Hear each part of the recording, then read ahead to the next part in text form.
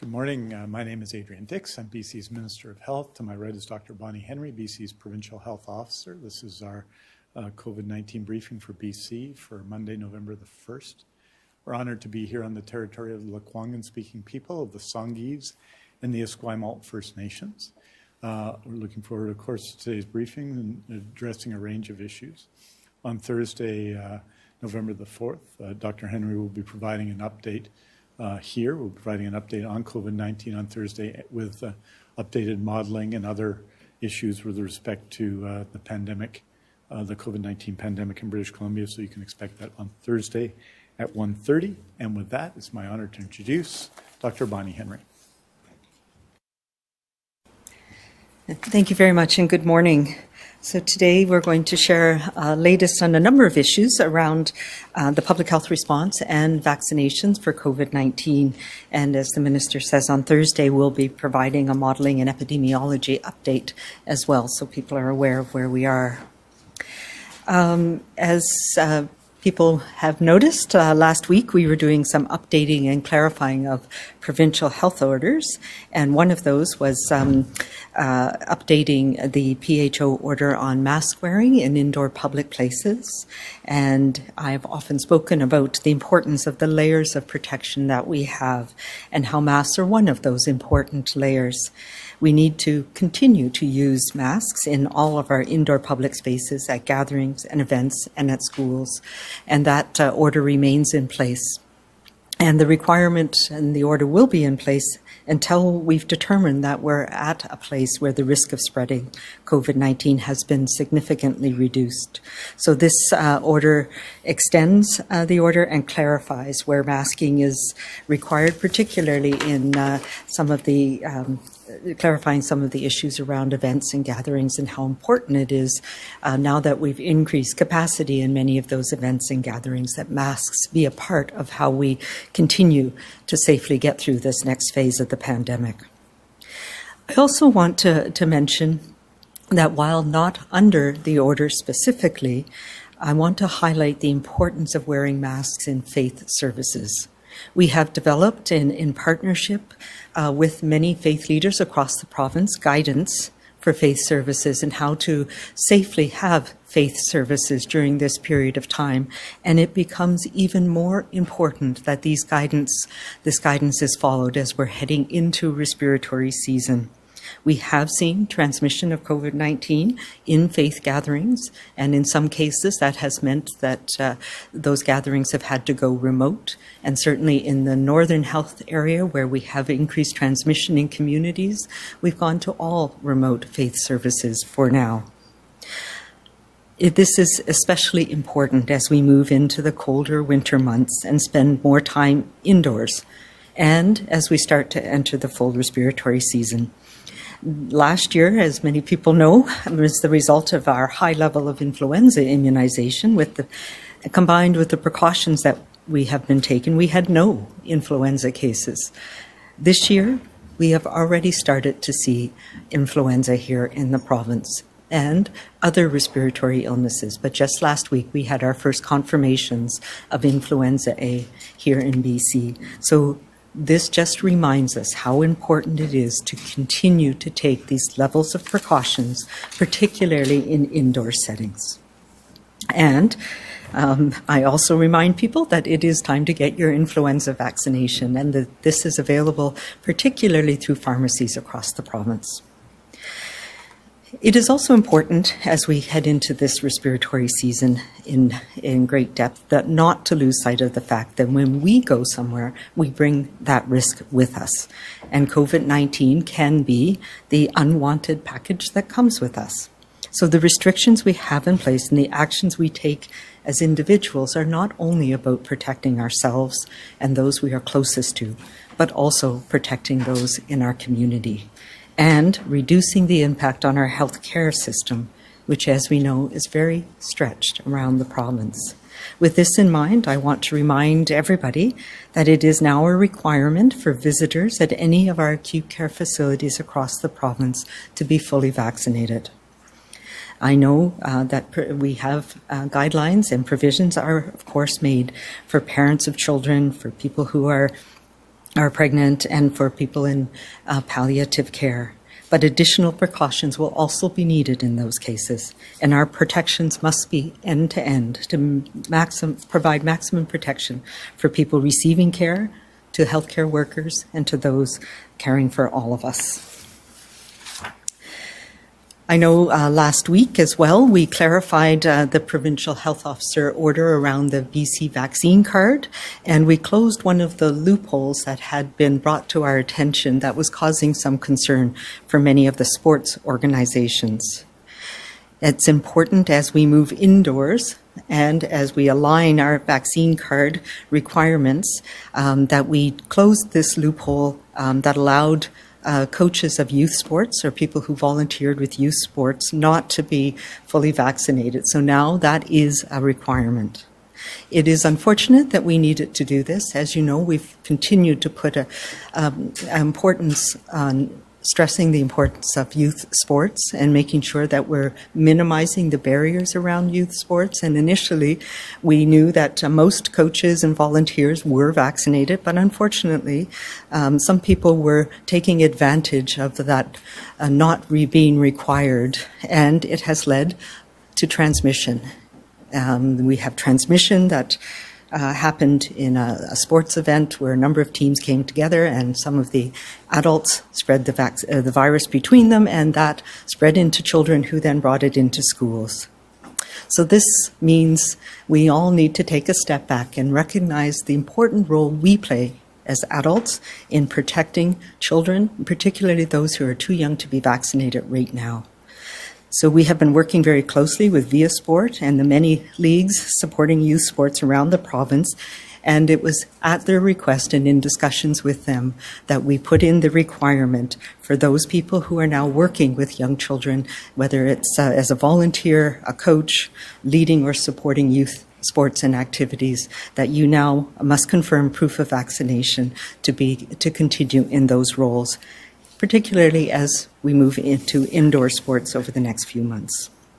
This requirement for proof of vaccination means we can keep these important youth programs safely going and keep our children safe. Last week as well, we announced that booster vaccines have been expanded to everybody on a program based on risk. And we know that for the most part, we started already with long-term care, with seniors in our community, with people who have compromised immune systems. And the data has also shown, as we've presented, that individuals who received 2 doses of AstraZeneca have had a waning of protection from infection.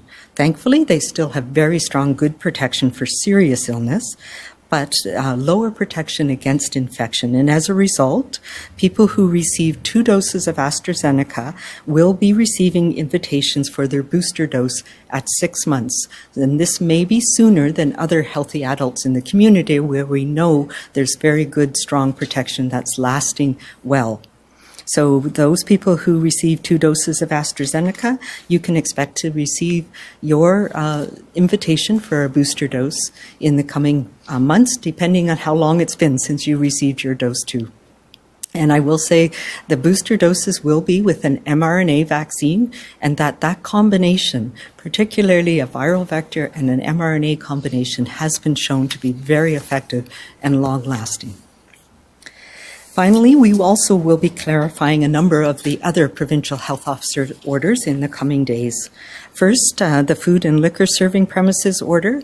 We will be, we've heard from a number of different restaurants and food premises that they would like more clarification on the requirement and expectation for those premises that are what we're calling quick serve counter service, so the counter service only model. And although we are not requiring them to check the BC vaccine card, there are expectations about numbers of people, about spacing and distances and barriers and other things that need to be in place to ensure that those premises are safe as well.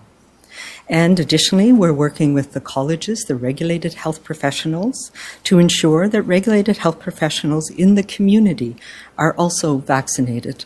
As you know, we have a mandatory program for healthcare workers in our health system, and this is working closely with the colleges, particularly physicians and nurses and dentists, to make sure that we are all protected so that we protect ourselves, our colleagues in our offices, and the patients that we care for. As you know, we're working to protect those who are at highest risk, and I am grateful particularly to everybody who has the millions of people throughout BC who are doing their part as well.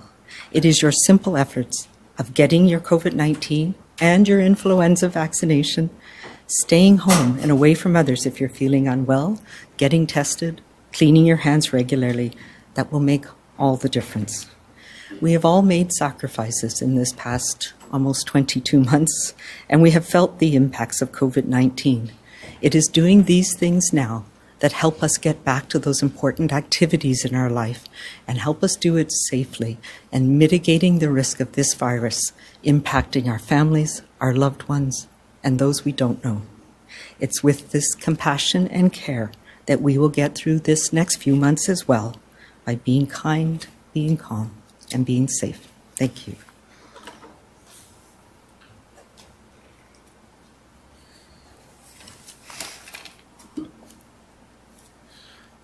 Thank you, Dr. Henry. And in today's update, I'm going to address a number of subjects, just see what they are. Be addressing the proof of vaccination requirements for the BC Public Service, the healthcare worker proof of vaccination requirement, which was brought into place last Tuesday for healthcare workers across the system, an update on booster shots in long-term care, an update on acute care capacity levels, and an update, the usual updates on surgical and on contact tracing numbers.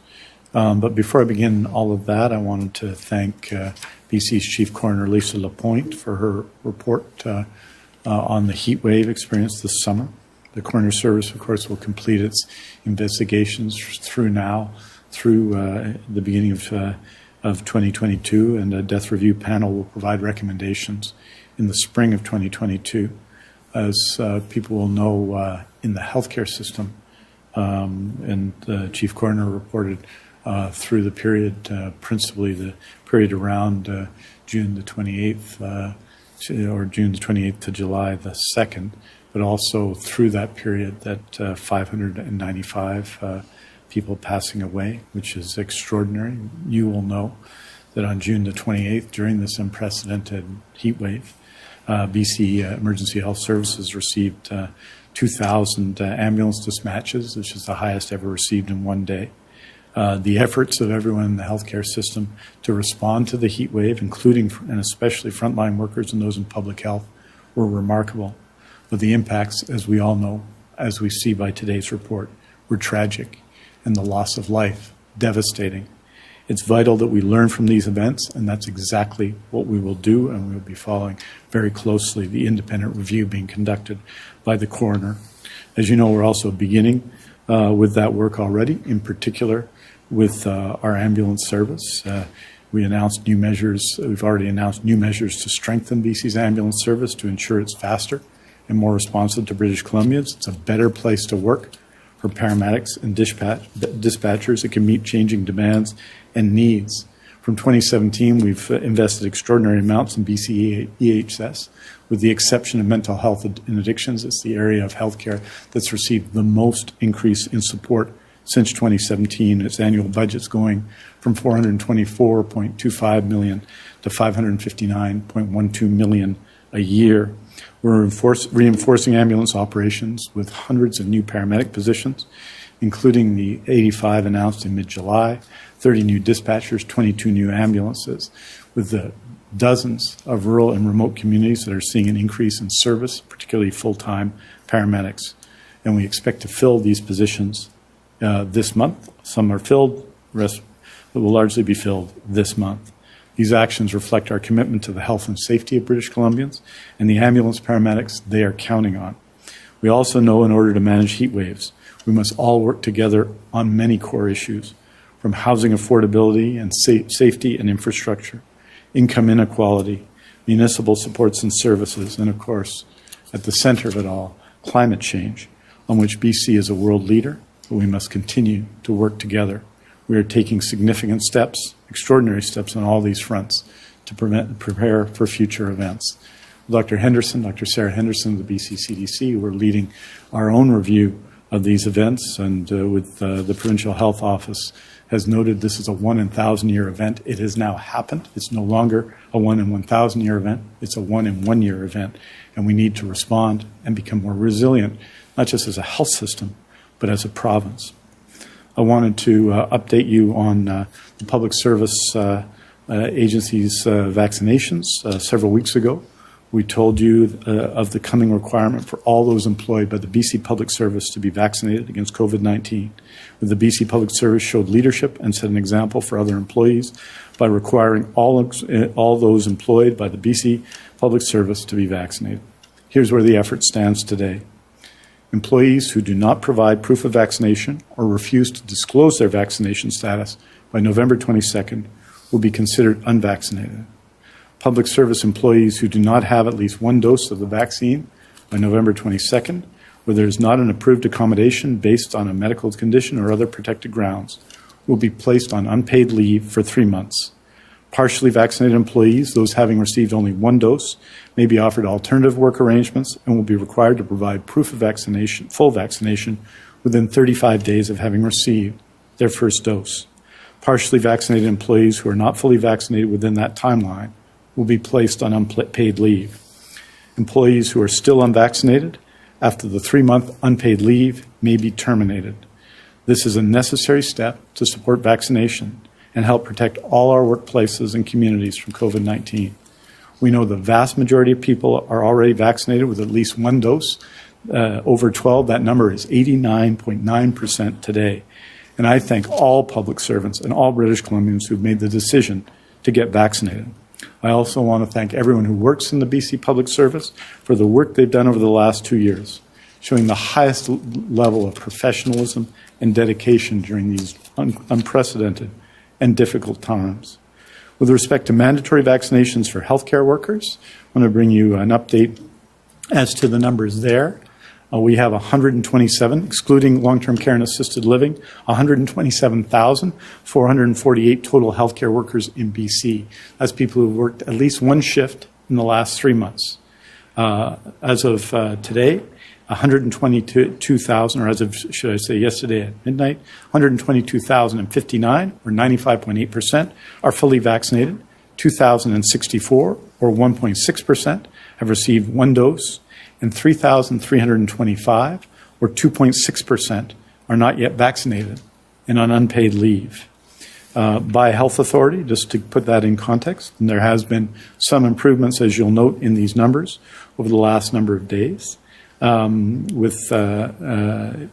the health authorities, unvaccinated numbers in Fraser Health are 2%, that's 587 employees. In Northern Health, 4%, or 320 employees. Vancouver Coastal Health, 2%, or 478 employees. Interior Health Authority, 5%, or 1,018 employees. Providence Healthcare, 1%, or 104 employees and staff. And in Vancouver Island Health, it's 2%, or 480. Again, these are people who, across the board who worked at least one shift in the last 3 months. So it doesn't represent FTEs, but it is obviously a significant challenge. Principally, it's been a challenge in the Interior Health Authority. You'll know that this week, 2 operating rooms are down in order to respond to the staffing challenges involved. That will be reduced to 1 next week, and we hope all will be restored in 2 weeks. That has a real impact there. There's some impact on lab times and responses. And in a community such as Karamias, where a large percentage of a relatively small group of people in the facility there mean that hours are being adjusted in Karamias. None of this is desirable. It's necessary. And Interior Health and all of the staff, Interior Health in particular, are doing an excellent job in responding to these circumstances. With respect to long-term care, as of yesterday, 93% of facilities of long-term care and seniors assisted living facilities in the province, 93% of facilities have received their booster doses to date for residents. That's 491 out of the 536. They are completed in Vancouver Coastal Health and Northern Health. There are 15 remaining in Fraser Health, and they'll be complete by tomorrow. In Island Health, 100 out of 117 are complete, with the remainder to be completed this week. In Interior Health, 126 out of 139 sites are complete. The remainder will all be completed this week, but as we see, the work is substantially done, and I am very appreciative of our teams, of our vaccination teams, and everyone working in long-term care for this effort. We wanted to get it done, largely done, by the end of October, and that has been achieved. We're doing the rest in the next few days. On May 7, 2020, we made our surgical renewal commitment to patients. Since then, through successive waves of COVID-19 and other provincial and local challenges that we've encountered, we've adhered to that commitment. We've never wavered from this promise. We've never stepped back from its key touchstone, that every patient whose surgery is postponed will get another call, one that tells them that their surgery is being rescheduled and they will get the surgery they need. Every patient whose surgery is postponed will get the surgery they need. On Thursday, I'll report on our surgical completions and postponements, just as we have done since May. Across BC, the vast majority of our operating rooms continue to run, but due to a variety of challenges, there have been some reductions, as you know, as we've described, particularly with the challenges in Northern Health, as we know, and in Interior Health. So today, I'll go through the current status of operating rooms across each health authority. Here's where we stand. Kelowna General Hospital, as I've discussed, has reduced 2 operating rooms this week to compensate for staff who did not meet vaccination requirements who are on unpaid leave. This will improve next week with just 1 operating room reduced, and then we hope in 2 weeks the situation will improve further. Kelowna General Hospital has postponed non-urgent eye care procedures in the eye care center in order to respond to critical care surge planning needs. At Royal Inland Hospital, a number of inpatient surgeries have been postponed. The number will be reporting on Thursday, and replaced by same-day surgeries to support the current demand for critical care, which, as you know, in Interior Health is high. In Fraser Health, a very small number of surgeries have been postponed as a result of staff who do not meet vaccination requirements, but no further postponements are expected. Abbotsford Regional and Royal Columbian Hospital each continue to reduce 1 operating room due to ongoing demand for critical care. This is part of the reductions we've been talking about for some weeks now. Abbotsford Regional will focus on same-day surgeries that don't require a stay in hospital for November due to demand for critical care in COVID-19. In Vancouver Coastal Health, no surgical postponements have occurred as a result of unvaccinated staff. Ongoing demand for critical care and staffing pressures have reduced a number of operating rooms for an extended period of time. These include 2 operating rooms at Lionsgate Hospital, 3 operating rooms at St. Paul's, 1 operating room at Mount St. Joseph's, and 1 operating room at Richmond Hospital. Plans are in place to resume surgeries in these operating rooms beginning in the new year at Richmond Hospital and in February at St. Paul's, Lionsgate, and Mount St. Joseph's. In Island Health, no surgical postponements have occurred as a result of staff who did not meet vaccination requirements. At Nanaimo Regional General Hospital, non-urgent surgeries continue to be postponed this week, with some resuming next week, November 8th. 1 to 2 operating rooms will continue to be reduced daily at the hospital to support the ongoing need for critical care. Royal Jubilee Hospital will continue to have 1 operating room reduced through December 17th to support, again, critical care demand. Victoria General Hospital has resumed non-urgent surgeries. In Northern Health, no surgical postponements have occurred as a result of unvaccinated staff. At Bulkley Valley District Hospital, day-to-day surgical postponements continue in order to support critical care. Dawson Creek Hospital is prioritizing urgent, emergent, and cancer surgeries to support critical care capacity and increasing COVID-19 admission. Fort St. John Hospital is prioritizing urgent, emergent, and cancer surgeries to support critical care capacity and increasing COVID-19 admissions. UHMBC continues, and Prince George continues to have reduced surgical operations, but is expected to increase to 4 operating rooms starting November the 8th. At Prince Rupert Regional Hospital for the month of November, operating room staff are being redeployed in the emergency department due to staffing pressures. At the PHSA, the Provincial Health Services Authority, no surgical postponements have occurred as a result of unvaccinated staff. BC Children's and BC Women's will experience an impact on some future surgeries due to the upcoming implementation of the Clinical and Systems Transformation Project designed to improve safety, quality, and consistency of patient care. Finally, when it comes to contact tracing, over the past week, an additional 33 staff are reported as supporting contact tracing for a total of 1,575 as of October 29, 2021. This exceeds the number of contact tracers we had reported for the 3rd wave of the COVID-19 pandemic. The highest number reported at that time was 1,563. Finally, since September 5th, 92 Northern Health patients have been transferred to ICUs in other health authorities. That's 92 people, all critically ill, who've been transported away from home during the most challenging of times. These numbers show just how critical it is that each of us takes all the steps we can to reduce the pressures on our healthcare system in the north and across BC. And finally, just on the overall numbers in our healthcare system, we have, as you know, in public healthcare, as we've reported many times, 9,229 base beds in our healthcare system. We've added 2,353 surge beds in the system for a total of 11,582 beds. As of today, in our base beds, we have 8,840 people, meaning 389 base beds that are available. In our surge beds, we have 478 people in those surge beds, and that leaves 1,875 available. So we have across the healthcare system, and this has increased 9,318 people across the public healthcare system right now. I want to thank everybody working in healthcare in these difficult and challenging times for all the work they're doing. That 9,318 is slightly less than it was, say, in December of 2019 in a busy period for healthcare, but with 2 public health emergencies and the challenges that are brought for being in the midst of a pandemic, we are taking actions every day. That's why these steps are being taken with respect to surgeries in different places in order to ensure that we can provide adequate and appropriate care to people in critical care. But I have to say this again, finally. Everyone who can be vaccinated in this province, and that's basically everybody, needs to get vaccinated. We are seeing and continuing to see a massive number of people, massive share of those in hospital with COVID-19 are those who are unvaccinated. And this puts pressure on everybody, on our entire healthcare system.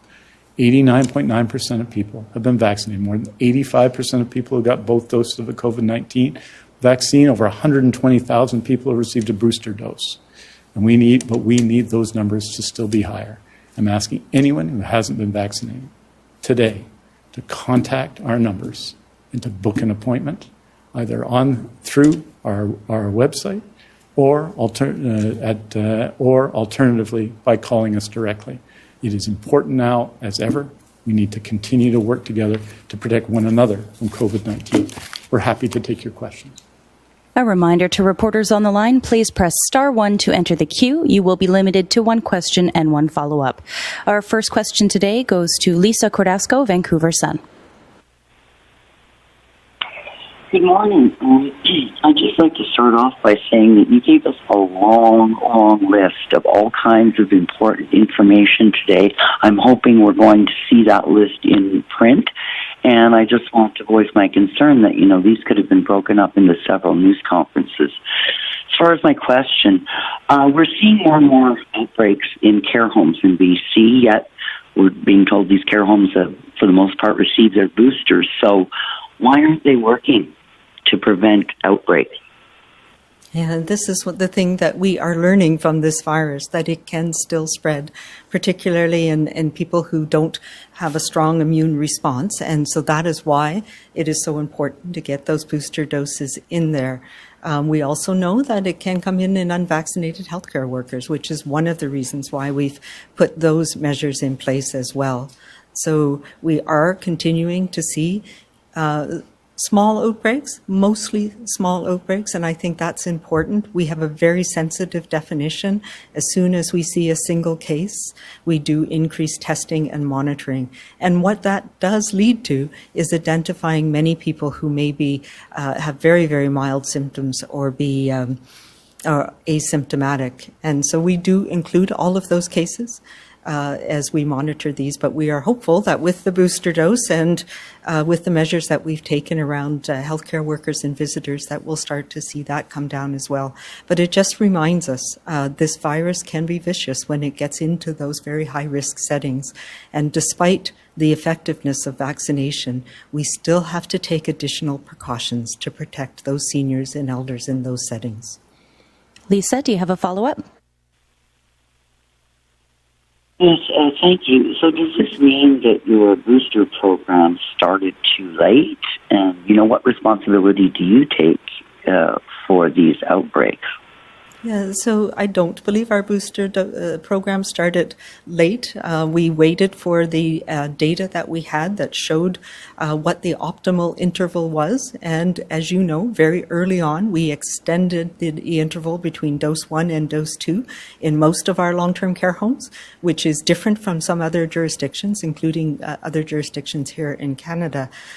So as we started to see increases in the community, we start to see spillover into long-term care. And we saw that in the summer, immediately after many of our long-term care homes had received their second doses. So it just reminds us of how important it is for all of us to be vaccinated, to have our best protection, but also to take additional precautions in settings like this where this virus can transmit very easily, particularly the strain that we're seeing now, this Delta strain. And I've said this many times over the last few weeks. It is a different game now. We are seeing transmission that's much more rapid. We are seeing more severe illness in younger people who are unvaccinated. And although we are seeing some breakthrough in older people, particularly who are immunized early, it is mostly a milder illness if you're vaccinated. So that is the best protection that we have. For the next question, we go to Lisa Yusta, City News. Good morning. Regarding the masking, and you talked, Dr. Henry, about how vital it is to have masks worn. We saw, at the Canucks game, we saw there's some video from the Eric Church concert where there was a lot of people inside the arena. It looked like more than not were not wearing masks. And so I'm wondering, is that okay? Whose responsibility is it to make sure people wear masks? Is it even possible to ensure in those types of situations that people are masking? Well, I haven't seen anything from the Eric Church concert, but certainly at the Canucks game, the vast majority of people were wearing masks, with the exception of when you're seated and eating or drinking, as we know. But it is something that we all need to do. Absolutely, we want to make sure that the venues who are hosting these are doing the best that we can to mitigate those risks. So really important that we're checking the vaccine card. That is only vaccinated people who are attending. That helps immensely in mitigating that risk. And then wearing masks, is particularly when we're out and about, moving around people, and that when we're close to people that we don't know. But yes, we do have exceptions for when people are sitting down and eating. Lisa, do you have a follow-up? I do, and I'm going to try and squish one in. Do you think people are going to take advantage of that, being allowed to sit and eat and say they're eating and drinking the whole time? And also with the volunteers and people working with kids, does that extend to things like dance schools or art classes or other things that aren't really sports but are people working with children in extracurricular activities? Yeah, so this is so the first one is most people are, I would say, are being reasonable about this. And that's what we want people to be. And they are wearing masks when it's appropriate, making sure that, especially if we're moving around or standing around, if we're cheering, that we're wearing masks. And I think that is important for us as we head into this respiratory season. It's going to protect us from COVID, but it's also going to protect us from those other things that are causing respiratory illnesses. In terms of what we have, the loophole that we had was particularly specific to youth sports and activities. So yes, it's where the vaccine card program had requirements, and we were trying to make it so that we were not impacting the youth sports and activities, but particularly the sports is where we heard that there was a challenge. So the orders are set out where we now expect that organizations will check the status of people working with children.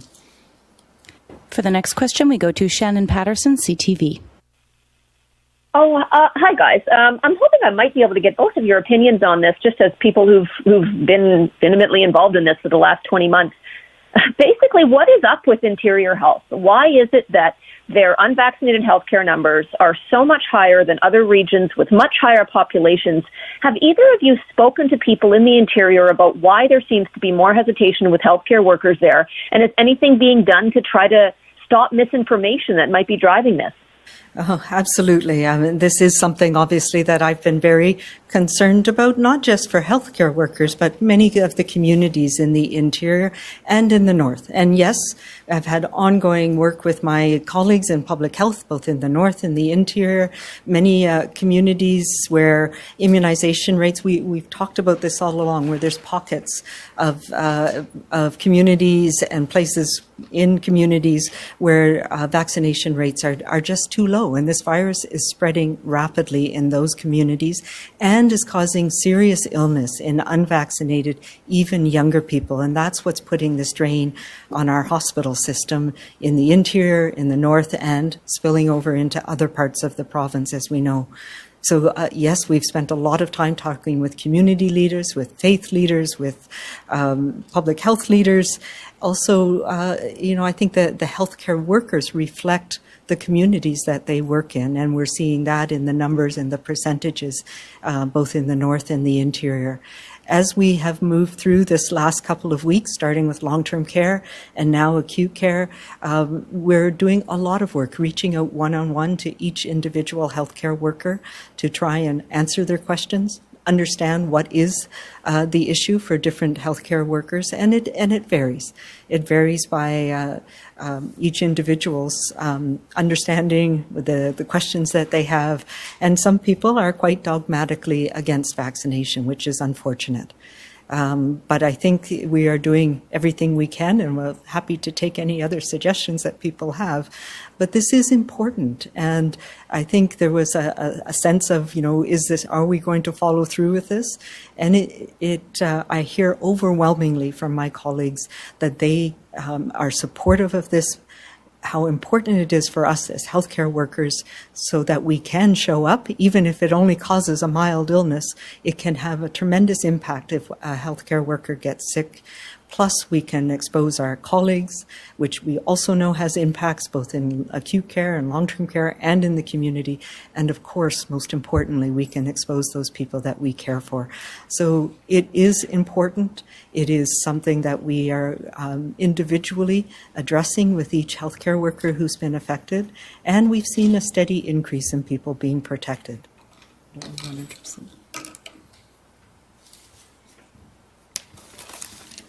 And of course, Lisa, I'd say with respect to interior health, just looking at the numbers, and we'll be sharing these, is 95% of healthcare workers in interior health have got a COVID-19 vaccination. 95%. That's 19 out of every 20. It's just that the differences, these differences at the margins between health authorities mean a lot when we're supporting health systems in these regions, in the regions. So 95%, the vast majority of people, I think it's in the mid 80% now got their dose 1 immunization against COVID-19 in the Interior Health Authority. and we've seen the actions that many interior communities have taken from Kelowna to Kamloops to Castlegar to Cranbrook to other communities throughout the Interior Health Authority they've taken in recent times. So we have gone since Dr. Henry and Dr. Pollock put the Interior Health Orders in place. We have reduced our test positivity from in the region, or Interior Health has, from 14 to 15% in that range when the orders came in, to 5 to 6% today. So progress is being made, and the level of vaccination is very high. It's just relative to other communities. It needs to be higher, and so the impact on healthcare when you have 1,018 workers, albeit out of 20,430 not vaccinated, is significant, and we have to make adjustments for that, and we're making those adjustments, and the teams at Interior Health are doing that. I would say as well, again, that this represents people who have worked at least one day every 3 months. So I think Interior Health in many communities has done just an exceptional job overall, not just the health authority, but people living in Interior Health. And we see there in the healthcare system a slightly higher rate of people who are unvaccinated. Obviously, vaccination rates are considerably higher in Interior Health than they are in the North, and we see the impact on the North in the patient transfers, the 90-plus patient transfers we've seen in the last little while. So we just have to continue to work hard, I think.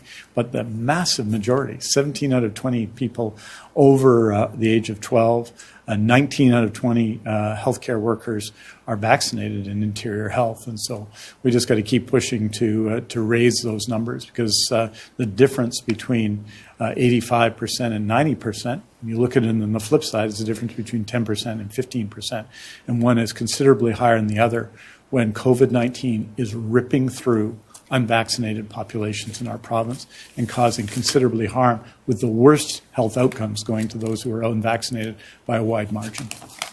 Shannon, do you have a follow-up? Is there any concern that while it is only 3,300 healthcare workers, but a lot of them are quite highly trained, they're nurses, I'm assuming a few of them are even doctors, paramedics, frontline patient workers, is there concern we could lose them for good?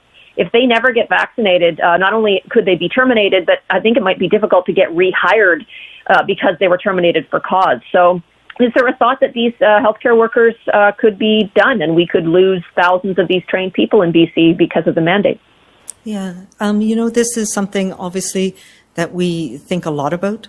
There are some important measures that we have in our public health world that have changed the course of lives, and vaccination is the number one of those. If we think about the things that have saved lives over the many years since we've had immunizations, the WHO has come out with the top 10 public health measures that we have in place, and immunization is the most important one of those. So we need to understand where it fits in our healthcare system, and right now, of course, the impact that we've seen in the last almost 2 years now of this pandemic. If now is not the time that you start to believe in the importance and the value of vaccination in protecting people, then I don't know when is. So if people are in our healthcare system and not recognizing the importance of vaccination, then this is probably not the right profession for them, to be frank. And I've said this before, that it is incredibly important that we see the many different reasons why we as healthcare providers should be protected. One, for ourselves, to protect our families, to protect our colleagues, but most importantly, to protect the people we care for. And we see this every year, whether it's measles, whether it's influenza, but right now particularly, our way through this pandemic and the way of supporting our healthcare system is by getting immunized. And I can't say that more strongly. So yes, it's across the board. The people who have not yet been immunized in the healthcare sector, there are some doctors, very few, There's some nurses, there's some a variety. I think the only one that's 100% that I'm aware of are people like perfusionists, and the perfusionists are the people who put people on ECMO, which is that end-of-life saving measure that we've seen far too many people with COVID-19 have. So if our ICU doctors and physicians and respiratory therapists and the perfusionists are the ones that are being immunized, you know that they have seen the impact of this virus. For the next question, we go to Rob Monroe, Info News. Thank you, Dr. Henry. You talked about the long-term care outbreaks being largely, very small. In Cottonwoods in Kelowna, this is a second outbreak. Almost half of the residents there it has 163 beds. 70 of the residents had been infected with COVID. Can you tell me whether they had all received their booster shots and what else may be going on there? I know there's a lot of shared rooms, but can you talk more about what's going on in Cottonwoods? Cottonwoods is a very good example of that outbreak started in August. When we started to see increases in the community, it spilled over into that care home, and it has been a very difficult outbreak, as it was the first time. They had an outbreak earlier on in the pandemic as well, and it is a variety of factors. They were at the point where second doses, so it was people were still getting their primary series. Most of the residents were vaccinated, and that remains the case. They have also received booster doses for those who are eligible, but we did not have there was a number of people who had been moved into the facility that were not yet vaccinated, and the staff rates weren't at the high enough level as well. So that has been a very challenging outbreak to manage. There are many different factors, including repeated introductions, the strain of the virus that we're seeing, the fact that it is multi-bedded rooms. So it has been one of the most challenging ones, and it is one of the, Willingdon is the other, where we've had very long, protracted outbreaks that have been difficult to control, and there's many factors related to that for sure. Rob, do you have a follow-up? We also have some doctors here who are actively campaigning against vaccination. There's one I know of who's signing certificates to say people don't need to wear masks or be vaccinated, which I'm sure you're going to say there is no such thing. Can you crack down on these doctors and stop them from practicing? I know they may be investigated by the college, but do you or the health ministry have any ability to intercede to stop some of this disinformation? Yeah, so I've been working very closely with the College of Physicians, and we've put out guidance for physicians on, what constitutes a valid medical exemption and what constitutes fraud, to be frank. And yes, there are no, this is not, I've seen a number of the so-called certificates from a number of physicians. And yes, the college has the responsibility as the regulatory authority to reach out and take action.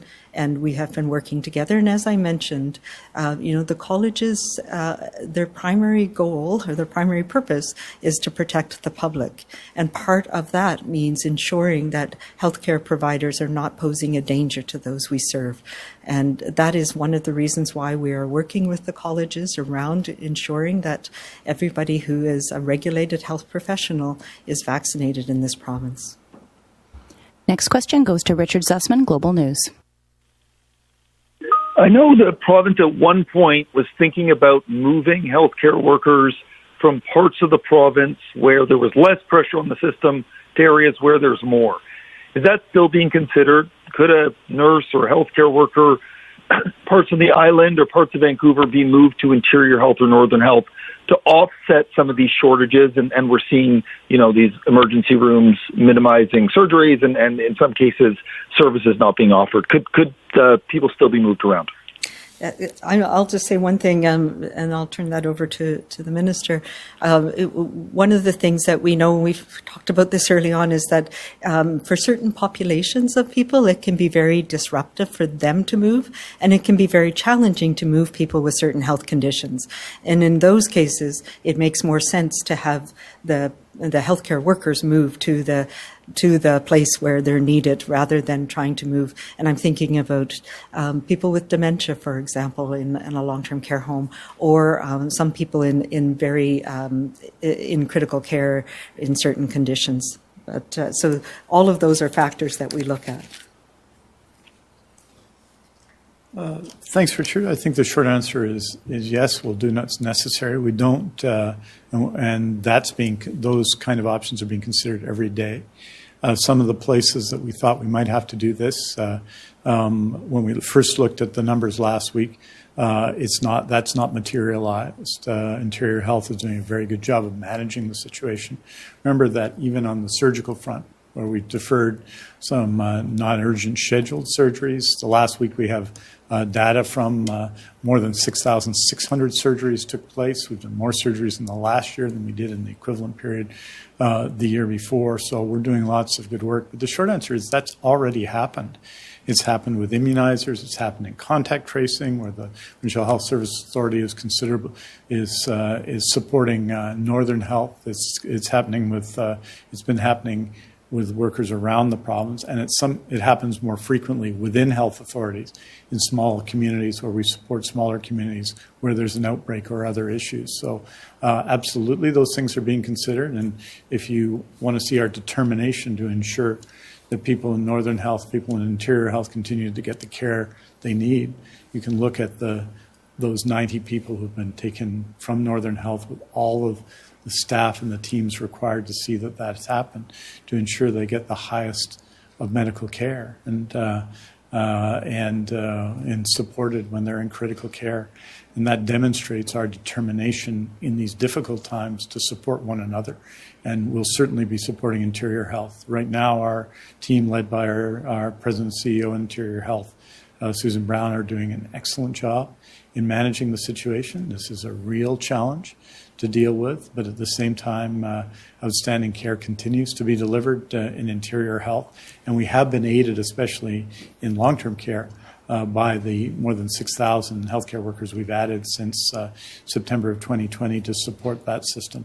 It is more challenging with healthcare professionals who require more training, but obviously to fill that gap in care, but we're working hard to do that. Richard, do you have a follow-up? On third doses, should we be worried about the impact on, myocarditis for younger people in terms of a third dose? Should we be worried about the ethics of providing a booster for people who already have great protection when there's many people in the world who have not received a third dose? Can you explain to me also around the AstraZeneca decision today, what that means for those who've received mRNAs? I'm assuming they're still at 8 months gap instead of 6. And the last point is on stories we did last week about a travel clinic in Coastal Health, about whether you're concerned that some people knew about this for a third dose for exceptional reasons and others had no idea. I hope you're feeling better soon there, Richard. That's so let me talk about a couple of things. Yes, and I talked about this last week. You know, there are a number of considerations that went into our booster dose program. And one of the main ones is the data that we have from here, from Quebec, from other parts of the world that show that here in BC, most people have good, strong protection from any combination of vaccines that they've received. And that protection is lasting out to 7-8 months.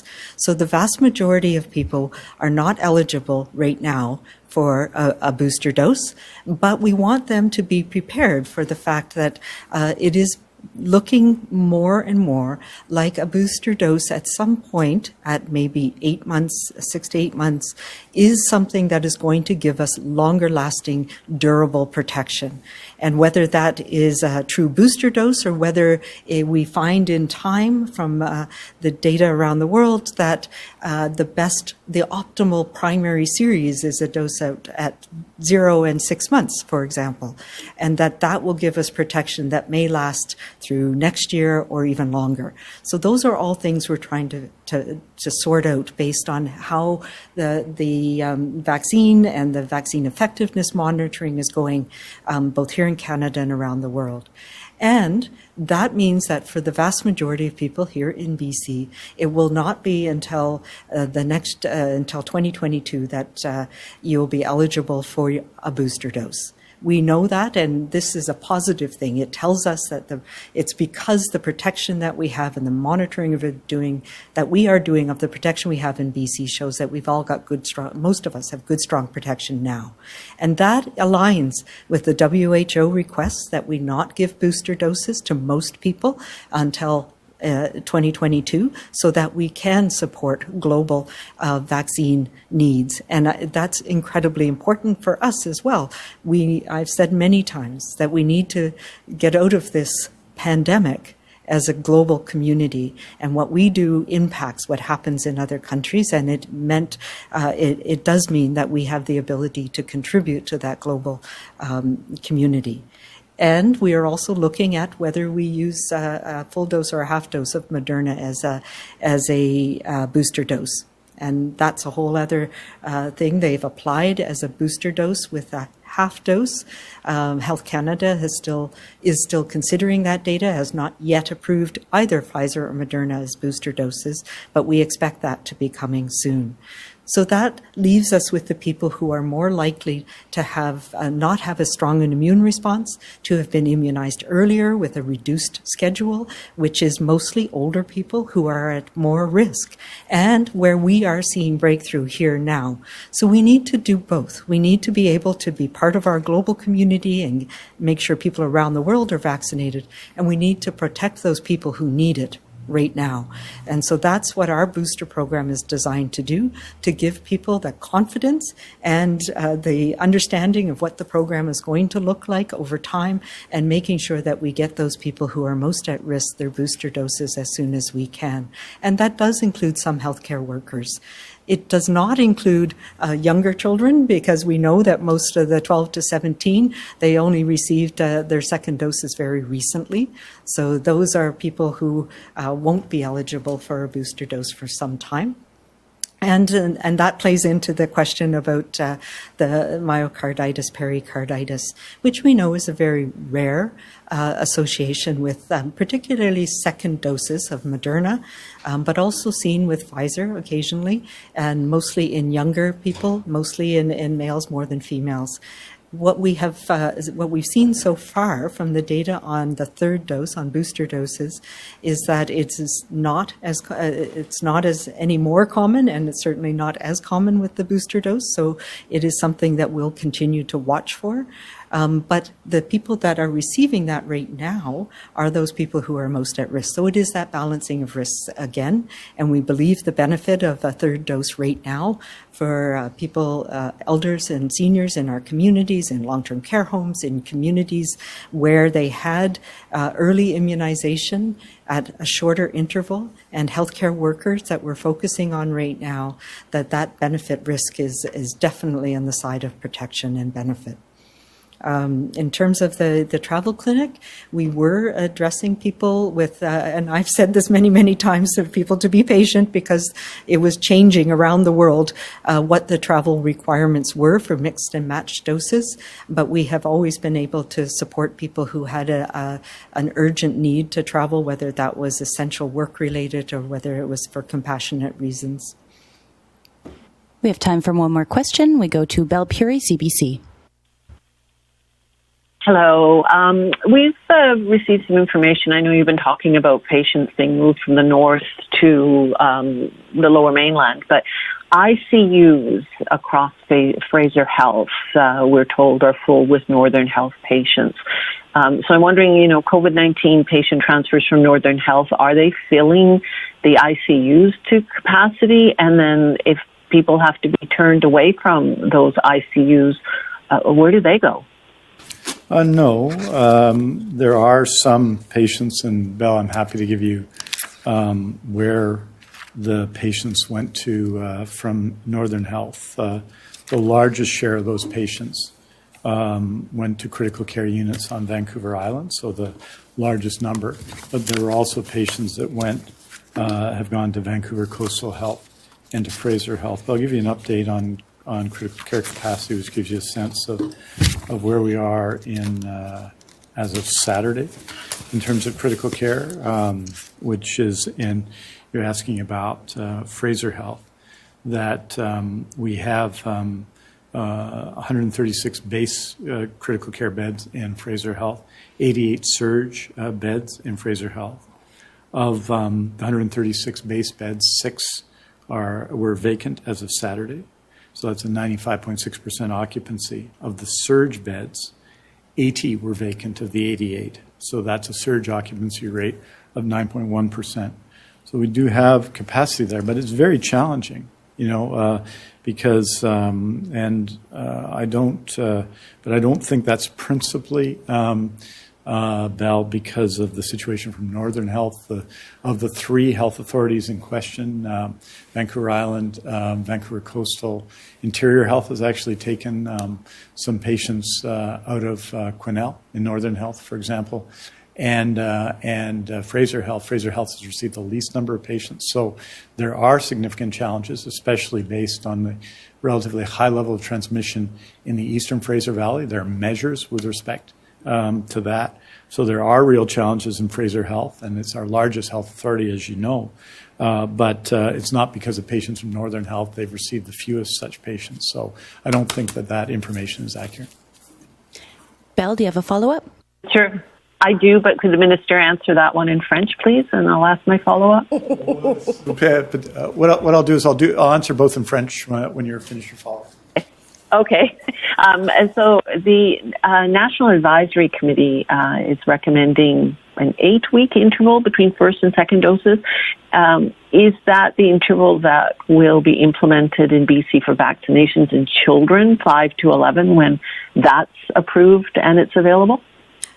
Okay, let me answer that, and then I'll go back to answering one of the many questions Richard Sussman asked as well, which I forgot about, which was the AstraZeneca question. But we don't yet know what the interval will be for 5 to 11, or even whether, I think when we look at younger children, both teenagers, but also 5 to 11-year-olds, they're at their prime in terms of their immune system response. So it's unclear how many doses in a primary series would be needed. It's likely to be 2, and what NACI has come out with is that's a minimum interval. We still don't know what the optimal interval is for every age, but 8 weeks is a good interval for most adults to give the protection that we need, and we're using that as well for 12 to 17. We're still looking at the information for younger children. We haven't seen all of the data yet around younger children, and I know Health Canada is looking at that even as we speak, and we've seen some of the information that's come out of the US, for example. So still to be determined. In terms of the AstraZeneca, just to be clear, we have seen that we have, for people who've had 2 doses of AstraZeneca, there's been the protection against infection is not as high as people who've received even 1 dose of mRNA vaccine. So the Astrafees or Astradernas are doing really well in terms of a long-lasting, strong protection, and in some ways maybe the optimal combination. So that is why after the NACI recommendations came out on Friday, we actually had announced that last week, but we were still waiting for some of the information from NACI. So we are moving ahead with providing a booster dose at 6 months for people who've had 2 doses of the viral vector vaccine. So that's just to align with the recommendations that we saw from the National Advisory Committee and based on the information that we have around vaccine effectiveness and longevity of that here in BC.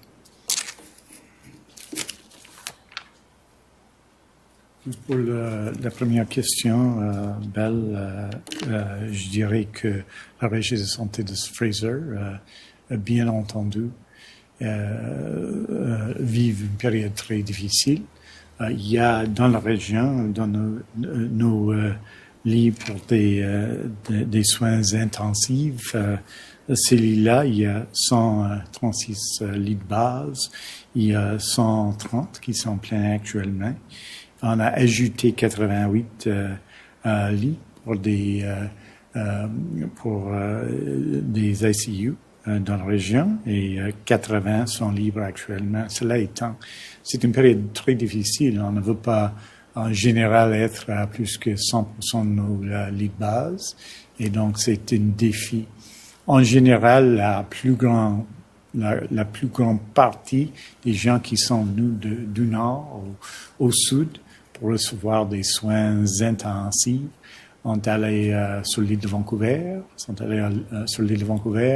à Vancouver Coastal et même à Interior Health. Il y en a qui sont allés à la Régie de santé de Fraser, mais c'est pas la raison pour laquelle il y a des défis dans la Régie de santé de Fraser. La raison pour laquelle il y a un défi, c'est que c'est difficile dans la région de santé de Fraser, surtout à l'est de la région, à Chilliwack, à Hope, à d'autres communautés qui ont un niveau élevé de COVID-19. Pour la deuxième question, les enfants ont un système d'immunité plus robuste que d'autres personnes, bien entendu, mais on a pas encore tranché. La Dr. Henry, l'équipe n'a pas encore tranché sur l'intervalle. On n'a pas encore parlé de l'intervalle entre les deux doses, alors qu'on n'a pas eu même une première dose. Mais on espère, mais on n'en a pas eu jusqu'à maintenant. On va commencer, on espère, avant la fin du mois de novembre. Merci beaucoup. Thank you very much.